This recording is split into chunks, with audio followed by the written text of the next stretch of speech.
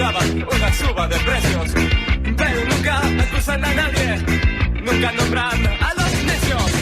Las noticias nacionales mantienen su posición. Las noticias nacionales sirven a la explotación. Un minuto pasa de las 7 de la tarde, por fin viernes para todas y todos, por fin viernes para el equipo, se levantan manos, puños al cielo, saludos, buenas noches para Ale, para Fran, para Joaquín, y hoy la tenemos a Marina, que siempre está, pero hasta ahora está en las sombras, y hoy está presencial aquí en los estudios de La Diaria Radio para hacer este informativo de cierre. Esperemos que no sacarles las ganas con las que los dejaron estas dos potencias que había al aire, Dopico y Ferreiro y Dopico. Nada, imponente. Qué momento de la radiofonía nacional, ¿eh? Mira, Ferreiro me dejó el café acá, el café frío. Ya tenemos todo para empezar entonces, y vamos a empezar de una manera particular. Vamos, por supuesto, a desarrollar noticias, a ir a los títulos en algunos minutos, pero antes, en pleno centro de Montevideo, tenemos que contarles que se está desarrollando una movilización que está exigiendo la libertad de Moisés Martínez. Hemos hablado in extenso de Moisés en este espacio, pero durante toda la programación de la radio ha sido uno de los temas de agenda de estas últimas semanas. Este joven condenado a 12 años de prisión por la jueza Odriozola. Había un pedido de la fiscal Sabrina Flores, que tenía su caso de 18 años de prisión. Finalmente la condena quedó en 12 años. Ahora estamos en una instancia de apelación, esperando una apelación. También ganó le ganó la política, porque desde el Parlamento se empezó a averiguar si se lo podía indultar. La familia fue recibida por el presidente de la República. Moisés y su madre y sus hermanas fueron víctimas de violencia y abusos continuados por parte de su padre. Y bueno, en el centro de Montevideo, como les contábamos, se convocó una marcha pidiendo una movilización pidiendo la liberación de Moisés Martínez. Y allí, en ese lugar, una marcha que fue o está transcurriendo entre Plaza Independencia y Plaza Cagancha, y en el lugar estuvo la editora de feminismo de La Diaria, Stephanie Dermillan, a quien le damos las buenas noches. Y bueno, vamos a pedirle que nos haga un raconto de lo que está sucediendo y lo que va a suceder. Stephanie, buenas noches, muchas gracias por estar ahí. Buenas noches, ¿cómo están? ¿Me escuchan bien? Te escuchamos perfecto. Bueno, como bien decías, estoy acá en pleno centro de Montevideo. Hace unos minutos nomás terminó esta movilización que pedía por la liberación de Moisés Martínez. La convocatoria era a las 18 horas en Plaza Independencia, y ya para esa hora había bastante gente. A eso de las 18:05 llegó la familia de Moisés, y bueno, un grupo de gente liderado por las hermanas, que son como la cara más visible de este reclamo en estos días. Y bueno, fueron recibidas con aplausos en la plaza por la gente que estaba allí esperando. Había muchos carteles con la consigna "Liberen a Moisés", "Libertad para Moisés", "Justicia". Había mucho pedido por una justicia con perspectiva de género, con perspectiva de derechos, sensible al trauma. Y bueno, había la verdad que personas de todas las edades, de todos los géneros. Yo por lo general estoy acostumbrada a cubrir muchas movilizaciones feministas donde la mayoría son mujeres. En este caso podemos decir que había tantas mujeres como hombres. Había niños, jóvenes, adultos, ancianos. Había, la verdad que muy heterogénea la multitud.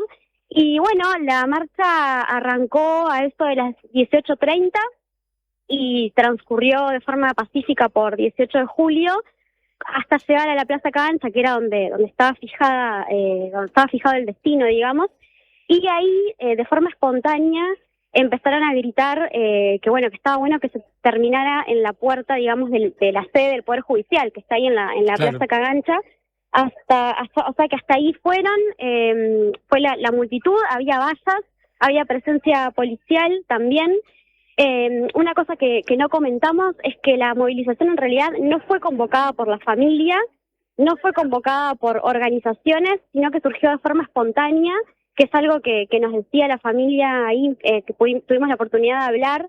Yo hablé con una de las hermanas de Moisés, con Sara Martínez, y bueno, recogí un poco las sensaciones cuando llegó a la plaza, y una de las cosas que me decía primero es que ella, o sea, llegaron pensando que no iba a ir nadie. Me dijo, yo pensé que no iba a venir nadie, y estaba muy movilizada realmente por la convocatoria, por la gente que estaba ahí reunida en apoyo a su hermano y a su familia. Y bueno, lo que ella nos decía, quizás dos cosas, lo más importante, lo podemos resumir en dos cosas. Una es, bueno, obviamente el apoyo para su hermano y el pedido a la justicia, en principio, que en la audiencia que está fijada para el lunes le den la prisión domiciliaria, por un lado, y por otro lado ella decía que bueno, que el pedido y el reclamo que ellas hacen y que su familia hace es para que ningún niño, niña y adolescente víctima de violencia sexual y víctima de violencia, de cualquier tipo de violencia, tenga que pasar por el periplo que pasó su familia y, bueno, tengan la justicia que se merecen. ¿Podés cuantificar, Stephanie, más o menos la cantidad de personas que había, con tu experiencia en manifestaciones, en cuadras igual, ¿no? ¿Qué Sí. cantidad de gente movilizó? Mira, yo creo que había cerca de unas 1.000, 1.500. Había un poco más de 2 cuadras y media. Como no soy muy buena cuantificando, consulté con colegas que estaban cerca mío y me decían eso, que habría unas 1.000, 1.500. Bien, Stephanie, por supuesto esta información la vas a ampliar y mañana se va a ver un reflejo de lo sucedido hoy y del tema Moisés en la diaria, ¿no? Sí, mañana van a poder ver en la diaria fin de semana una crónica, bueno, recogiendo un poco estas impresiones de esta movilización, que también recordar que no fue la única, porque también hubo convocatorias en otros puntos del país que se replicaban a la misma hora, que bueno, ahí todavía no tengo novedades de cómo se desarrollaron, pero está bueno saber que no fue solo en Montevideo, aunque posiblemente haya sido la más multitudinaria. Bien, Stephanie, te liberamos entonces para que vayas a teclear, por decirlo Bueno. de alguna forma. Y bueno, gracias por este reporte, por este primer reporte en informativo de cierre. Vaya a saber, quizás, por qué no tengamos alguno más en algún momento. ¿Cómo no? Para mí va a ser un gusto. Les mando un abrazo. Stephanie Dermidjian, entonces, la editora de feminismo de La Diaria, consignando lo que estaba sucediendo en el centro de Montevideo, y como ella lo decía, está sucediendo en otros, o sucedió, porque en el caso de Montevideo arrancó a las 6 la marcha, ya estaba finalizando, la gente se está desconcentrando, sucedió en otras partes del país. Tenemos gente que nos está escuchando en Colonia a través de la 90.9, si quieren mandar algún reporte, o la gente que nos escucha en Maldonado a través de la 102.5 de aquel departamento. Acá en Montevideo, por supuesto, salimos por la 97.9, hablando del caso Moisés. Yo citaba al principio que en esta semana se habló mucho del caso en general, pero se habló mucho de la posibilidad de un indulto. ¿Quién lo disparó? Lo disparó un tuit de Gabriela Fossati, la ex fiscal, hoy dedicada a la política, aunque no está muy claro si está en el Partido Nacional, porque en un momento se fue. Son otros temas eso.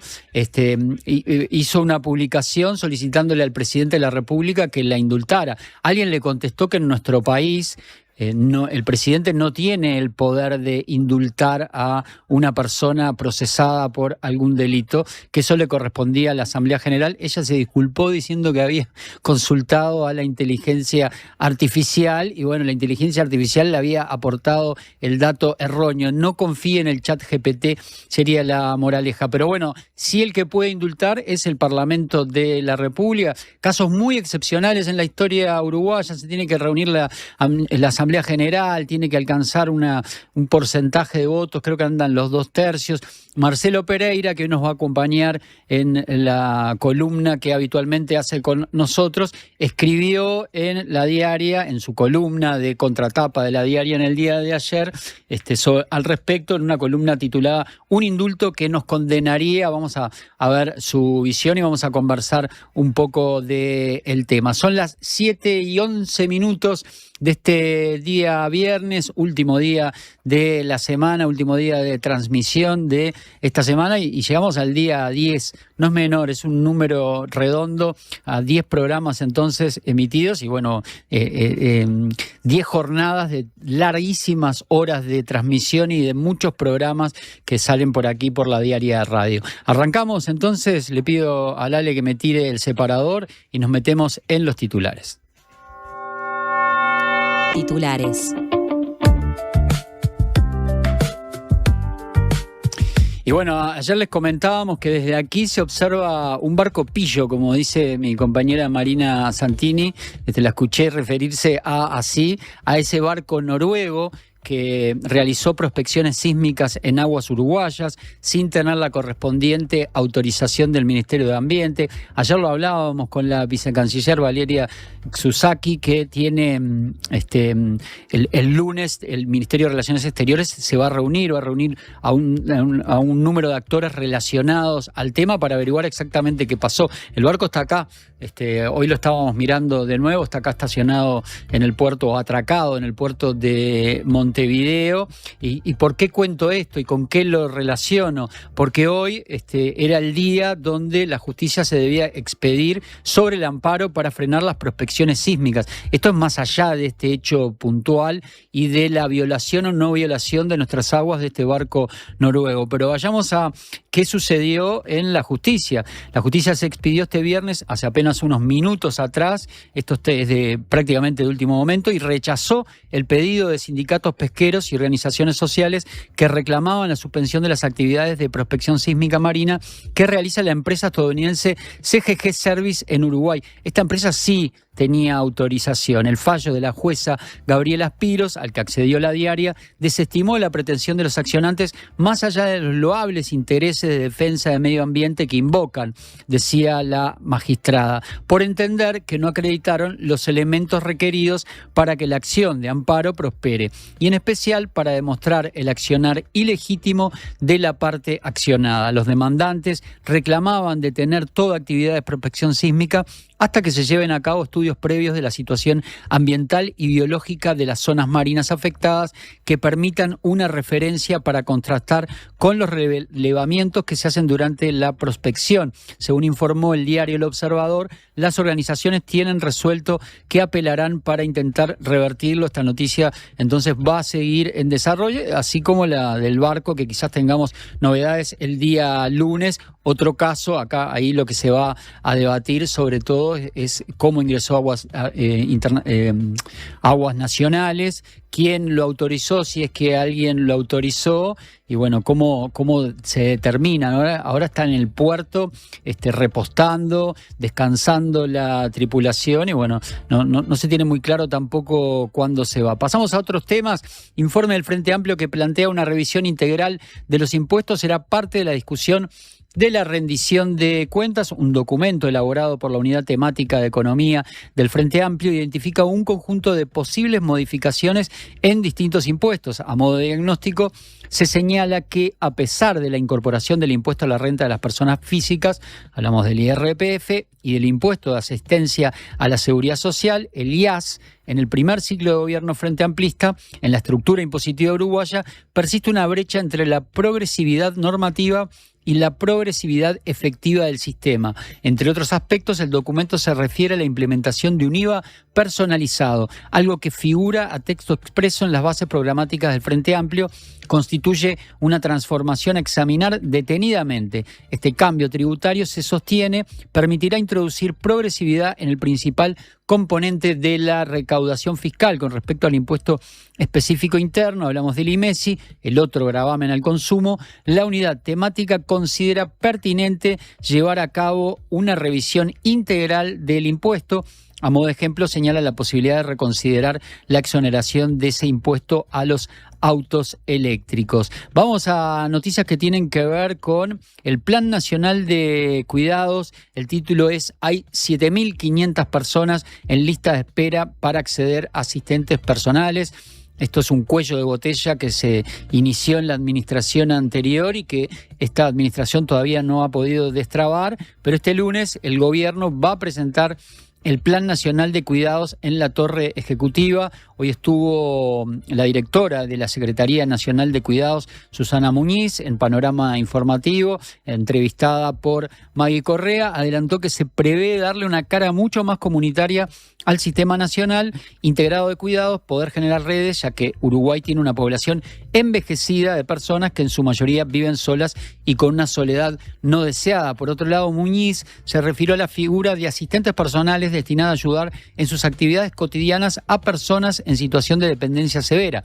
En cuanto a números, hay alrededor de 6.000 asistentes a nivel nacional, pero existe una demanda de 7.500 personas que están esperando acceder. Tuve la oportunidad también de hablar con Muñiz y ella consignaba que también hay una intención de facilitar el trámite, que no sea tan burocrático, que esa espera sea más leve, además de destrabar, ¿no?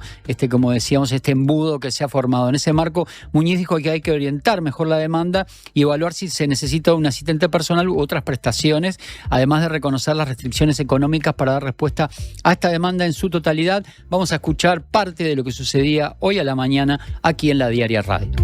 La lista de asistentes personales yo soy un poquito escéptica, porque en realidad es una lista demasiado grande, se precisarían 2.000 millones de pesos para esta lista.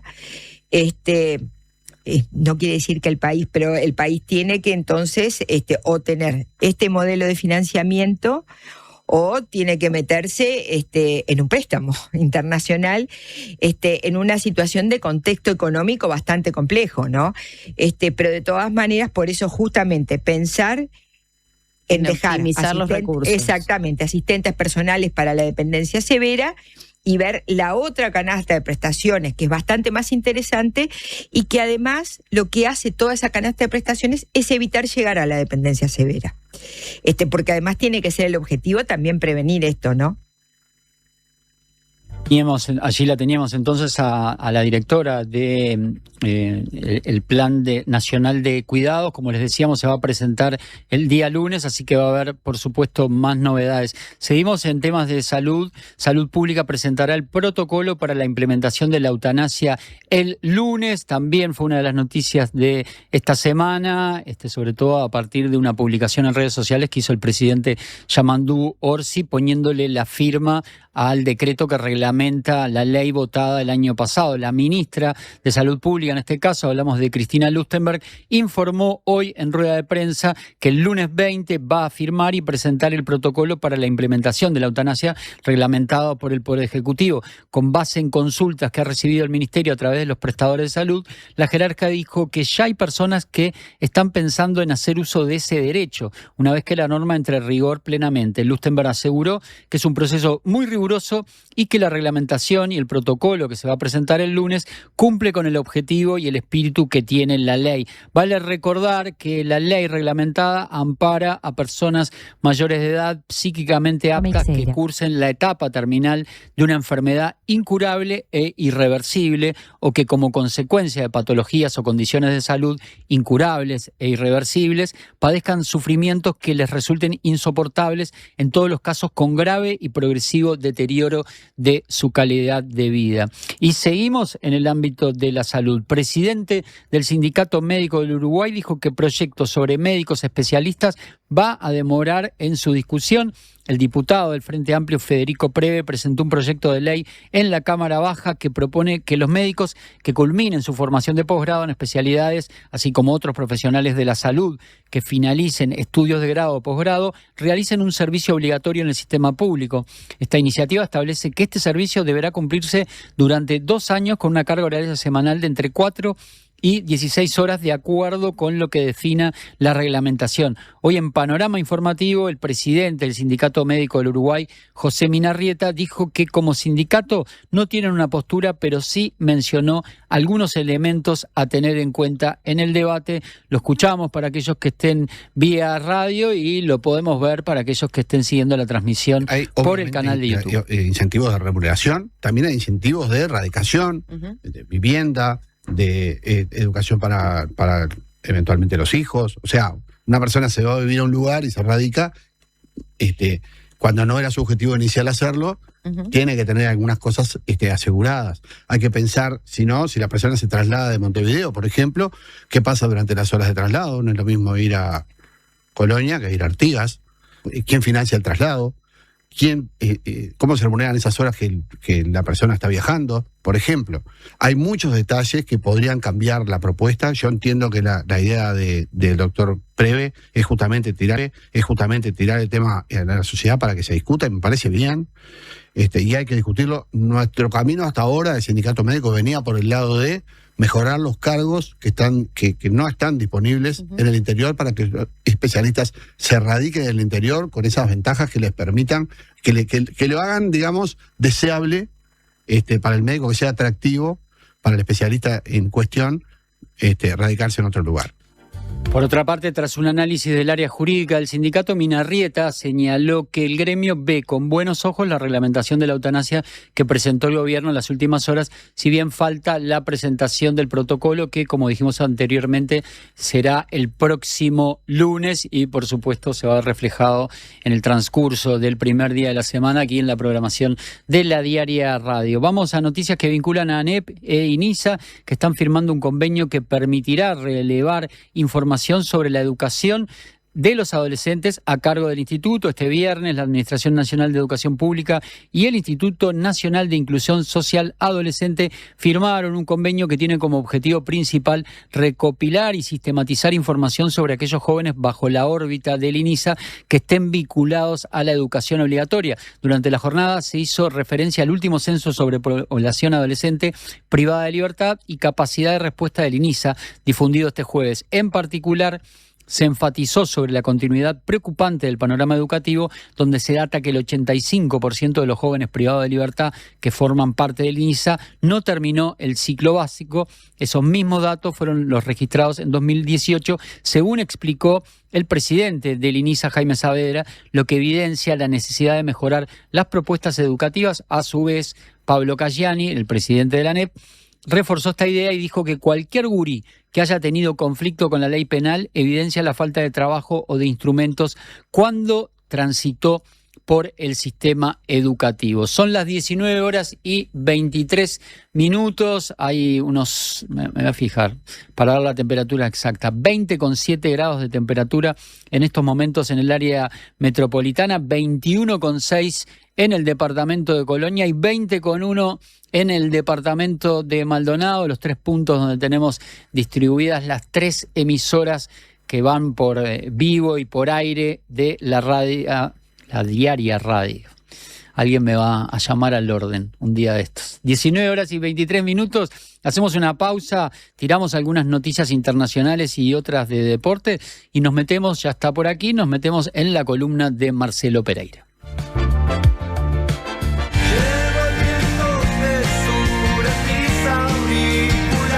Caro en vivo en la trastienda. Suena la música del bar. Acompañado por su banda e invitados especiales, presentará canciones de su nuevo álbum Milonga de Quirón, junto a los clásicos de su repertorio y versiones inéditas. No voy a caer jamás. Viernes 15 de mayo, 21 horas, en la Trastienda Montevideo. Un show imperdible de una de las voces más personales e imprescindibles de la música uruguaya contemporánea. Prisionero más. Entradas disponibles en Passline y en todas las redes de cobranza del país. Invita Bizarro.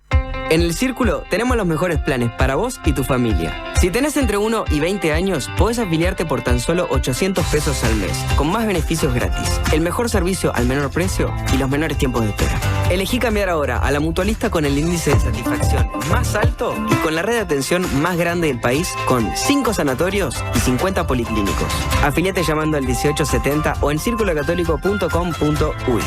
En El Círculo, estamos con vos. Redes y vías de contacto. Comunicate al 099-891-888. Mail radio@ladiaria.com.uy. ¿Sabías que en Uruguay hay más de 500 especies de aves? Podés encontrarlas todas en la Guía de Aves del Uruguay de Gabriel Rocha, un libro que incluye fotografías y códigos QR con videos y cantos de cada especie para conocerlas en profundidad. Pedí Aves del Uruguay en todas las librerías. Ediciones de la Banda Oriental. Territorio de libros. Del 7 al 27 de abril, aprovecha las ofertas Super Ahorro en El Dorado y ahorrá más en cada compra. Encontrás superprecios en alimentos, perfumería y limpieza. Estas son algunas de las ofertas que no podés dejar pasar. Desodorante Axe, todas las variedades y gramajes, 20% de descuento. Papel higiénico noble, 16 unidades, 30 metros cada uno, 149 pesos. Limpiador de piso líquido Lisoform, todas las fragancias, 900 mililitros, 89 pesos. Te recordamos que en El Dorado tenés hasta 3 cuotas sin recargo en comestibles y limpieza con tarjeta de crédito. Consultá los planes disponibles. El Dorado, siempre cerca.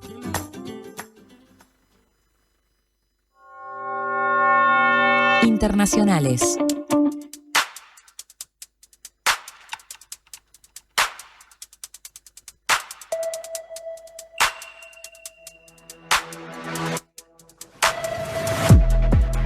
(19:27). Aquellos que nos estaban viendo por la transmisión de YouTube presenciaron una escena que, bueno, vale la pena contárselas a aquellos que estaban escuchando por radio. Fue cuando el señor Alejandro Ferreiro rellenó mi vaso con la poción mágica que me permite a mí llegar hasta hora de la noche y en vez de cometer 10 furcios por noticia, meter 2. Así que bastante bien, vamos mejorando. Nos metemos en las noticias internacionales. Esto sí es realmente importante. Irán reabrió el estrecho de Hormuz. ¿Le creemos, Marcelo? ¿Creemos la situación actual? Ahora le voy a preguntar. Le creemos a Donald Trump, ¿no? Con Marcelo tuvimos un día acá con Marcelo Pereira, para los que se lo perdieron, el día que Trump tuiteó que finalmente no iba a arrasar con una civilización. Bueno, las cosas parecen estar un poco mejor, pero uno nunca sabe hasta dónde. Este viernes el gobierno iraní comunicó la reapertura del estrecho de Hormuz al tráfico marítimo en el marco del alto el fuego de 10 días que pactaron Líbano e Israel, un punto clave de las negociaciones entre Estados Unidos e Irán. El presidente estadounidense Donald Trump celebró rápidamente la noticia en su cuenta de Truth Social, la red que se inventó él cuando le dieron salida de Twitter, donde escribió en letras mayúsculas: Irán acaba de anunciar que el estrecho está completamente abierto al tráfico. Gracias. Poco después, Trump publicó un nuevo mensaje afirmando que mantendría el bloqueo naval a los buques iraníes, pero aclaró que la medida se levantaría cuando haya un acuerdo con Irán, algo que ve cercano. ¿Qué provocó esto? Lo pueden encontrar en los medios internacionales. El petróleo volvió a bajar. Está en un precio que ronda los $90. Y traigo esto al Uruguay porque ayer lo comentábamos, el lunes va a haber una reunión del Consejo de Ministros, apenas Orsi vuelva de España. Ahora vamos a hablar también de lo que está sucediendo en España. Y allí iba a tener un papel preponderante la ministra de Energía y el ministro de Economía, Cardona y Odone, respectivamente, porque se iba a evaluar si se subían nuevamente los combustibles. Ese combustible que este Poder Ejecutivo estaba subiendo cada 2 meses, a raíz de los efectos de la guerra, ya el mes pasado se subió a 1 mes y ahora se va a evaluar subir de nuevo. Hay que ver si esta baja del petróleo se mantiene hasta el lunes, porque no sabemos qué puede pasar el fin de semana. Las conversaciones de paz seguirían en Islamabad, en la capital de Pakistán, con la mediación de los pakistaníes, pero es como incierto, ¿no? La cuestión es que hoy el petróleo descendió de ese nivel psicológico que es los $100, cuando todo el mundo empieza a temblar, y se ubicó en los $90. Vamos a ver cómo evoluciona esto y, como decíamos, nos vamos a España. Hacia allí viajó hoy el presidente de la República, pero esto no lo vincula porque Orsi todavía no llegó, y sí vincula a el presidente español Pedro Sánchez y al presidente brasileño Lula. El primero recibía al segundo en la ciudad de Barcelona.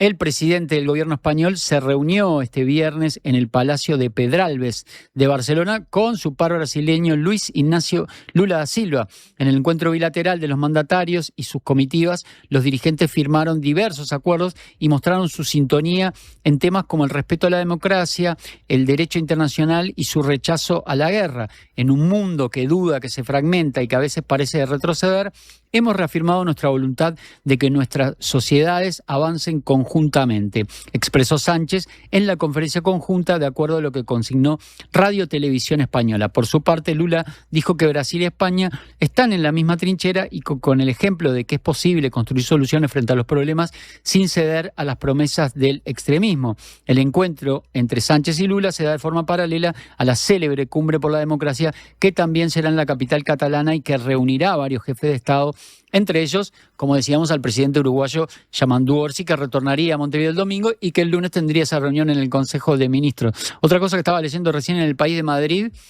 es que Sánchez le pidió perdón a Lula porque Isabel Ayuso, que es, se me confunde el cargo, alcaldesa o gobernadora de Madrid, lo miro a Marcelo Pereira a ver si me ayuda. Bueno, es la principal figura del gobierno de Madrid, ahora chequeo exactamente el cargo, eso no es tan importante, que acusó a Brasil de ser un narcoestado. Pedro Sánchez, dentro de las cosas que dijo públicamente cuando estaba con Lula, le pidió disculpas de forma personal por lo que había dicho Isabel Ayuso, acusar a un gobierno de narcoestado, ya lo hemos hablado alguna vez acá, es como parte de una estrategia para ahoradar a ciertos tipos de gobiernos que están ubicados en un espectro del panorama político. No tengo que abundar mucho más. Acá también hemos escuchado algunos primeros escarceos hablando de las posibilidades de que estemos en un narcoestado. Pero nos vamos a Chile. Kast está anunciando, el presidente chileno, más expulsiones de extranjeros en aquel país. El gobierno chileno intensificará la expulsión de extranjeros indocumentados, una de las principales promesas que había realizado durante la campaña que lo llevó al Palacio de la Moneda. El jueves Chile repatrió a 40 ciudadanos de Colombia, Bolivia y Ecuador en un avión de la Fuerza Aérea, una práctica que ya había sido adoptada por gobiernos anteriores, pero que el actual pretende intensificar. Tal como recordó AFP, Kast asumió la presidencia el mes pasado, comprometido a mantener una política firme contra la inmigración irregular, la cual asocia con un aumento de la delincuencia. Damos algunas noticias relacionadas al deporte. Vamos para ahí. Deportes. No sé si tengo que arrancar por lo sucedido ayer en el Campeón del Siglo. Me dicen que no, me comentan que no, que mejor ya no arrancar por ahí. Temas sensibles, todavía yo que ando por acá por la Ciudad Vieja, todavía quedaban muchos hinchas de Platense caminando con la tradicional casaca marrón del Calamar, el Calamar de Buenos Aires, así le dicen a Platense, que le ganó ayer por Copa Libertadores a Peñarol y que dejó a la mitad del país bastante alicaída y a la otra mitad haciendo lo clásico que se hace en este país, gastando al rival, como sucede siempre. Bueno, pero hablemos del fútbol local porque en minutos nomás, a las 20 horas, se reabre la Liga Uruguaya, el torneo Apertura, se juega la 12ª fecha. Esta noche el partido inaugural que inaugura la fecha es Central Español y Albion a las 8 en Parque Palermo, pero la expectativa está centrada en lo que haga Racing, líder del torneo, que va a jugar mañana sábado a las 16 en el Parque Roberto frente a Defensor Sporting. Dentro de los partidos más significativos, uno de los escoltas, Deportivo Maldonado, el domingo recibe en su casa Danubio, y también el domingo, pero en el Estadio Centenario a las 7:30, Liverpool, el local frente a Nacional. Liverpool que está haciéndose un estadio nuevo con toda la plata que juntó Palma en estos años y estaba jugando en el Parque Viera, pero el Parque Viera lo están resembrando, entonces eligió el Estadio Centenario para jugar contra Nacional, que viene haciendo un mala apertura. pero que ganó un poco de aire con ese partido que hizo por Copa contra Deportes Tolima, ganando 3-1. Peñarol, mientras tanto, se juega un partido muy importante, no por la importancia del rival, sino por lo que está en juego. Peñarol viene de perder en el campeonato Apertura contra Liverpool, viene de perder ayer por Copa y juega contra Juventud, que viene muy mal en el campeonato, pero bueno, si a Peñarol le va mal, ya se está hablando de que se pone en duda la continuidad de una figura histórica para Peñarol como es Diego Aguirre. Racing es el líder con 26 puntos y lo siguen Deportivo Maldonado y Peñarol, que tienen en este momento 22 puntos cada uno. Y bueno, hablemos de básquetbol. Esto todavía no terminó, pero Nacional está jugando el Final Four de la Basketball Champions League Américas, así que bueno, habrá que esperar el resultado. Está jugando de las 17:40, capaz que chequeamos ahora a ver si terminó una de las semifinales de la Basketball Champions League Américas, como la Copa Libertadores de básquetbol, está, como decíamos, haciéndolo ante Franca de Brasil. Y bueno, si gana, se va a cruzar con Boca Juniors o Flamengo, que van a jugar también en el día de hoy a las 21:40. Son las 19:36. Ahora sí, hacemos una pausa y en minutos va a estar sentado aquí el señor Marcelo Pereira. La salud visual es un derecho. En Óptica Guzmán te ofrecemos precios populares y productos de calidad. Tenemos descuentos para afiliados a todos los sindicatos. Seguinos en Guzmán Óptica. Visítanos en Colonia 1457 bis, casi Barrio Zamorín, en la parada del ómnibus. Óptica Guzmán. Vení a ver. Tenemos una buena noticia. Si tu cédula termina en 4, podés afiliarte a Médica Uruguaya a través de FONASA. Elegir Médica Uruguaya es optar por un sistema de salud que evoluciona con tecnología y un equipo médico de primer nivel comprometido con la salud de los uruguayos. La salud que avanza es uruguaya. Médica Uruguaya. Por más información, comunicate al 2487-4950. Nuestro periodismo hecho radio. 97.9. La Diaria Radio.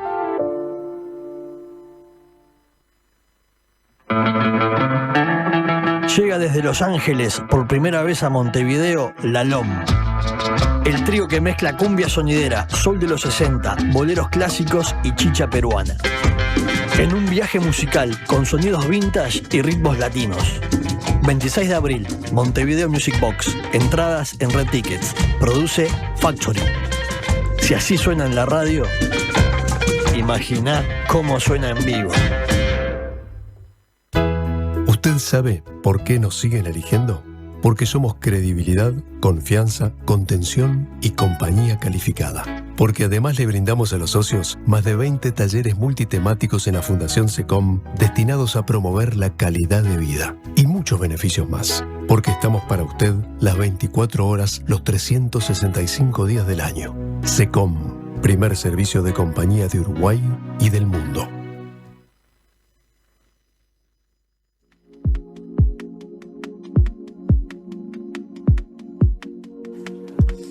(19:38). También los que estaban viendo la transmisión de YouTube, Ferreiro se mete todo el tiempo acá en piso y esta vez no me trajo café. Estoy con Marcelo Pereira, tradicionalmente él viene los martes y jueves, tuvimos un cambio de agenda, llegó el día viernes, mañana también publica en La Diaria, pero el jueves publicó una columna sobre un tema con el cual abrimos el programa de hoy, porque nuestra compañera Stephanie estaba en la marcha que se realizó en apoyo a Moisés y para que Moisés pueda esperar la apelación, esperar esa instancia de apelación en prisión domiciliaria, en una semana en que se habló mucho de indulto en Uruguay, una figura que existe en nuestra Constitución, pero que rara vez se aplicó. Y bueno, Marcelo escribió una columna llamada Un indulto que nos condenaría. La voy a mostrar. Obsérvese que está toda rayada y pintarrajeada por mí, lo que demuestra que por lo menos subrayé. No se sabe si entendí o si leí.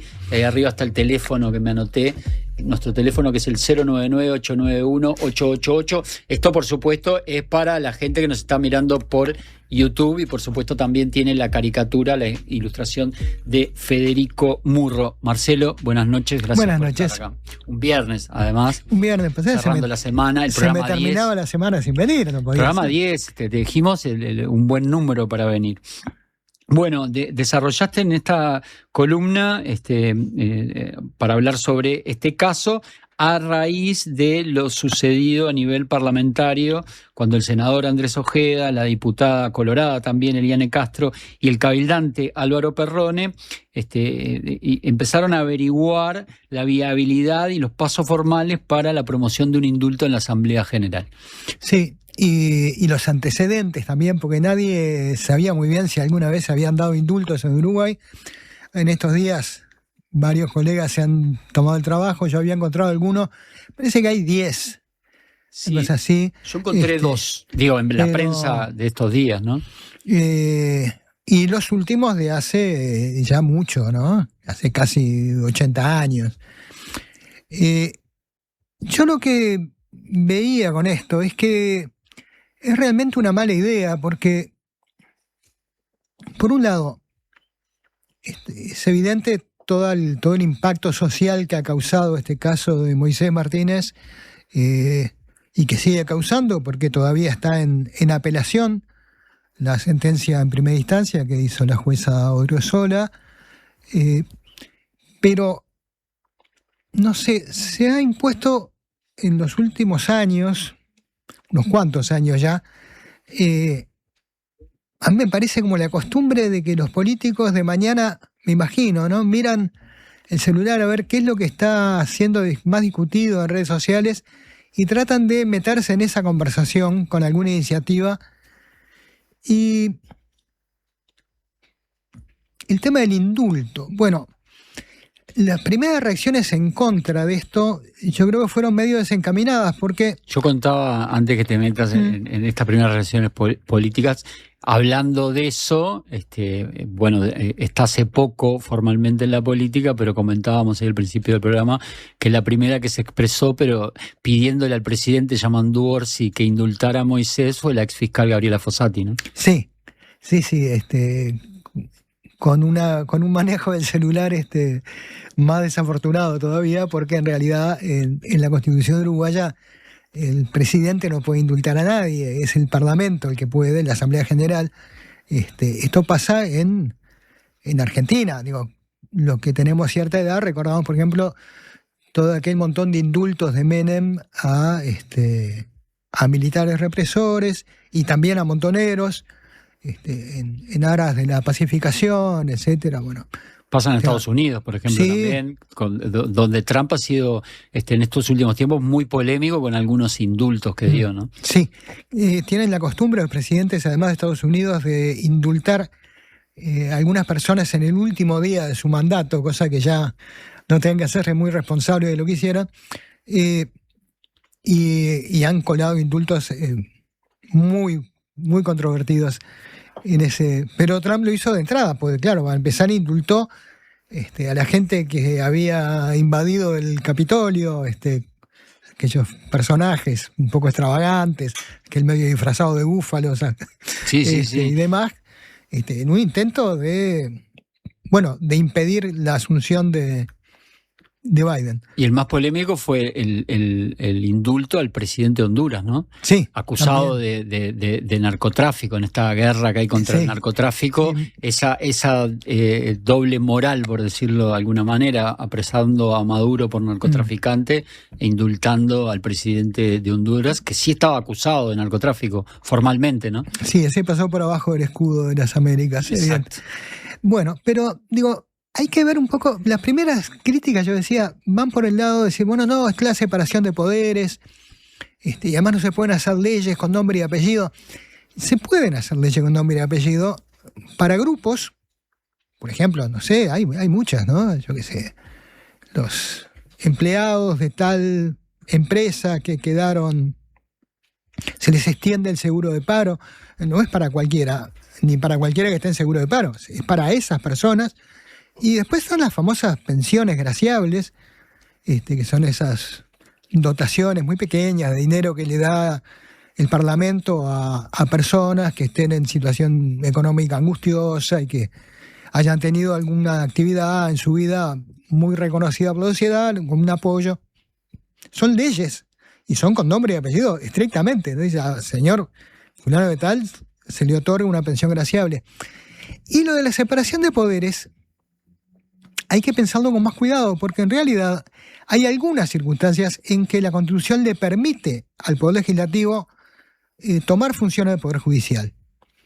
Pero yo creo que revisando esto, yo llegué a la conclusión de que eso sucede justamente para cuidar la separación de poderes. Aunque parezca contradictorio.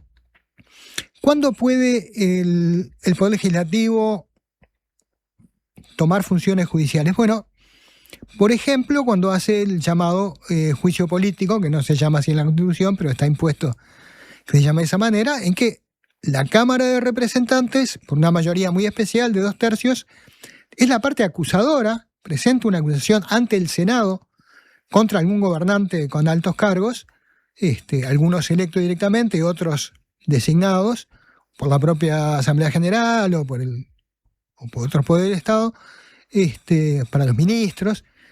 Y entonces el Senado puede decidir, juzga y determina si lo separa de su cargo. Esto nunca se ha hecho acá en Uruguay con los presidentes, pero se ha hecho en algún otro caso. Y esa es una función típicamente del Poder Judicial. Ahora, ¿por qué le permite en esos casos la Constitución? Bueno, justamente para que la justicia no se meta en las cuestiones ya no de legislación, sino de representación política que tienen los parlamentarios.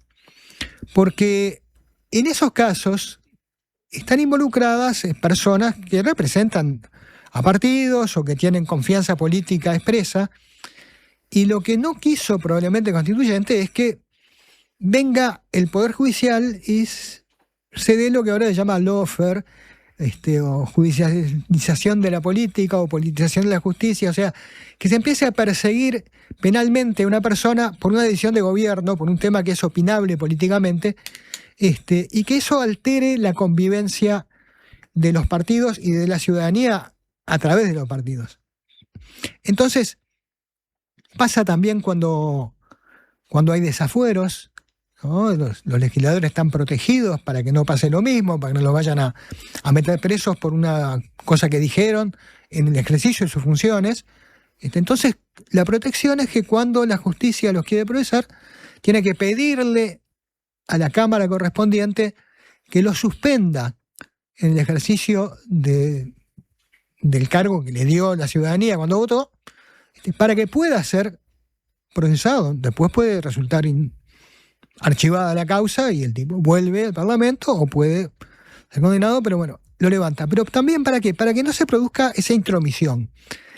Para lo que no está, me parece a mí, y revisando los casos que yo encontraron los colegas de indultos, para lo que no está el indulto es para que la Asamblea General sea una especie de tribunal de alzada, que esté el juicio en primera instancia, el Tribunal de Apelaciones, después quizá la Suprema Corte en algunos casos, y después pueda venir la Asamblea General y decir, no, este señor que el sistema judicial decidió que es culpable, yo lo voy a eximir de la pena porque, no sé, me pongo en intérprete de la sensibilidad social o de algo así, y yo dispongo que no tenga la pena. Más allá de todo lo que hay para discutir, de cómo funcionó el sistema judicial en el caso de Moisés Martínez, esto abre las puertas a cosas muy complicadas.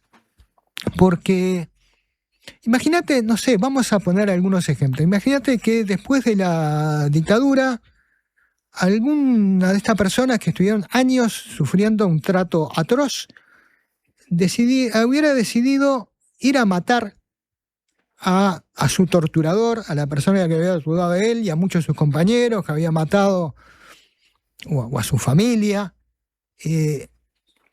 Bueno, o que después de la ley de caducidad, conmocionado por el hecho de que esa persona no iba a ser condenada, hubiera decidido ir a pegarle 15 tiros, no es lo que nosotros nos imaginamos que le conviene al funcionamiento de la convivencia democrática, ¿no? Pero también podría ser al revés. en todo el mundo, los regímenes autoritarios, dictatoriales, justifican la tortura porque hay informaciones que tienen necesidad de conseguir para proteger intereses, no sé, para que no se cometan más actos terroristas. O imagínate un secuestrador, saquémoslo de la política, ¿no? Que tiene a un niño retenido, entonces un grupo de secuestradores atrapan a uno y entonces lo torturan para que diga dónde está ese niño. Esos son temas bien complicados para la justicia, que está formada por especialistas.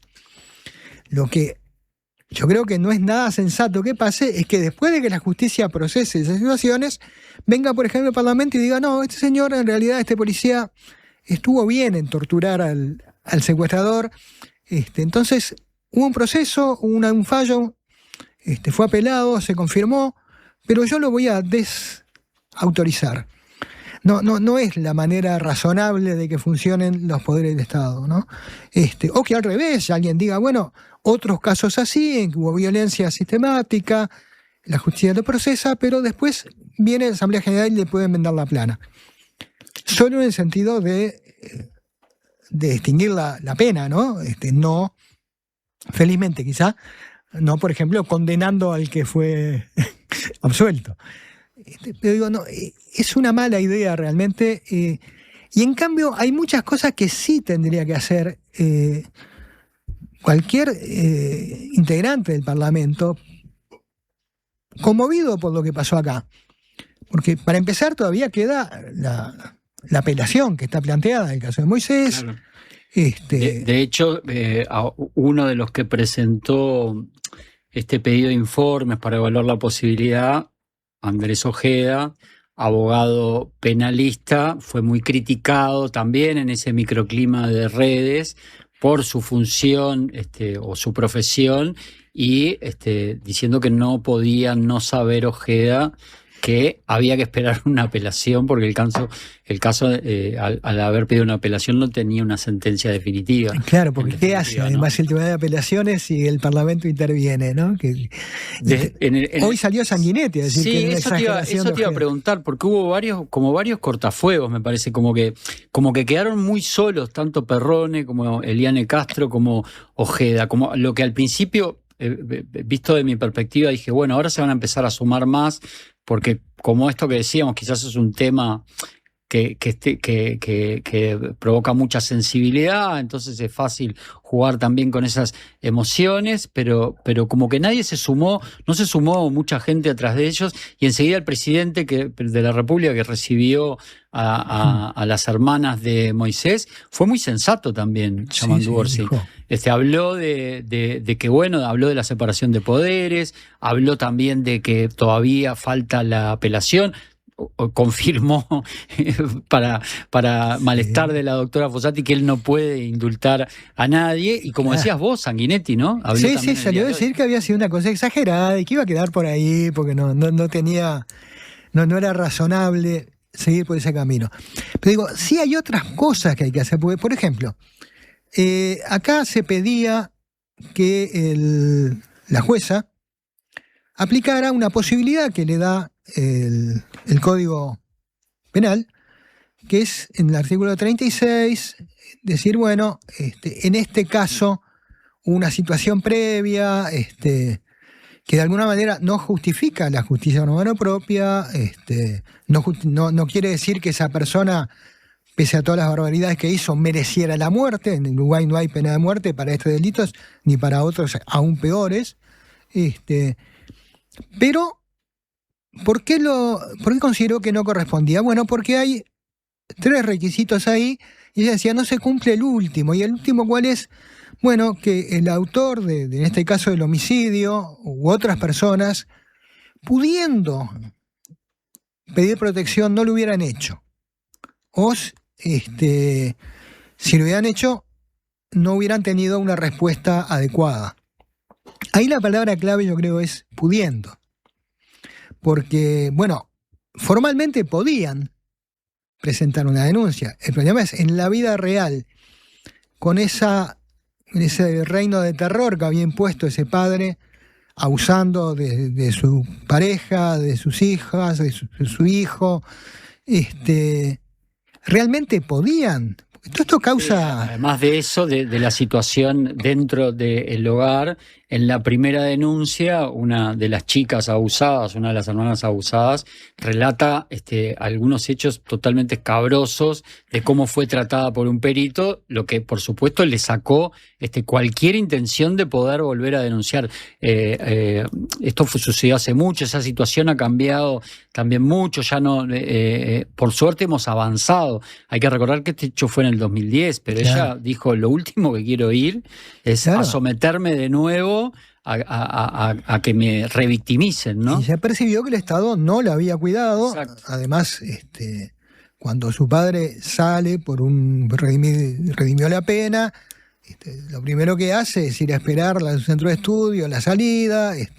Claro, tenían motivos para temer, porque habían sufrido mucho. Y después la relación, dice, pasaron 15 años, sí, pasaron 15 años, pero las relaciones entre los victimarios y las víctimas son muy complicadas, no se sanan rápidamente. Claro, una de las cosas que pasó en estos años es que se aprobó la tan criticada o tan discutida por alguna gente ley integral de violencia de género. Ley de violencia hacia las mujeres basada en género, que entre otras cosas estableció este artículo que ahora cambió este artículo del Código Penal, que fíjate vos, es bien ilustrativo de cómo van cambiando las leyes y cómo tienen que ir cambiando, y cómo quizá haya de cambiar algunas cosas más a la luz de lo que marca este caso. El artículo 36 del Código Penal, que el que ahora dice que estas víctimas de abuso intrafamiliar, pueden ser eximidas de la pena en determinados casos, ¿qué decía antes? Tenía una redacción del año 33, plena época de la influencia de los códigos fascistas en la legislación uruguaya, que era la que decía que se podía eximir la pena de homicidio a una persona si había sido movida por la pasión que le causaba descubrir un adulterio. Era justamente ese artículo, ¿no? Fíjate a lo que cambió. Y tienen que ver, por supuesto, las personas que integran el Parlamento, si no hay algunas otras cosas en la protección, para evitar que pasen dramas así, si no hay que darle más margen a algunas cosas a la justicia puede hacer lo que las leyes le marcan, pero las leyes las hacen los parlamentarios, y tiene margen de actuación, quizá en algunos casos haya que revisar, por lo menos, si acá, a la luz de lo que pasó, las normas que tenemos ahora son las adecuadas o hay que tocar algo. Eso sí me parece mucho más sensato que ponerse a tratar de intervenir con un indulto. Bien, el tema va a seguir, por supuesto, en la agenda, así que quizás en cualquier otro momento lo volvamos a tocar. Marcelo, gracias por esta columna, por este espacio. Un título de mañana te toca también, ¿no? No, mañana no. Yo publico martes y jueves. Yo tenía entendido que mañana tenías también algo. No, entonces el martes te esperamos por acá. El martes, si no hay ningún entrevistado que me desplace. Escuchá otra cosa, ¿te gustaban los tontos cuando eras joven? ¿Cómo no? Sí, hoy ¿Cómo no? Y fui bastante amigo de Renzo. ¿Ah, sí? Sí. Bien, hoy vienen Baroncini y vienen Calvin. Se estrenó hace pocos días el documental A Filo Michelet, y los va a tener Carlos acá, Topico, en La Música Me Llueve, y nosotros nos vamos, Agradecemos a todos los que estuvieron hoy por ahí. Ya casi estamos sobre las 8 de la noche, tiempo de La Música Me Llueve. Buen fin de semana para todos, y nos vamos con una banda española que se llama Los Punsets y hace esta canción que se llama Una Persona Sospechosa.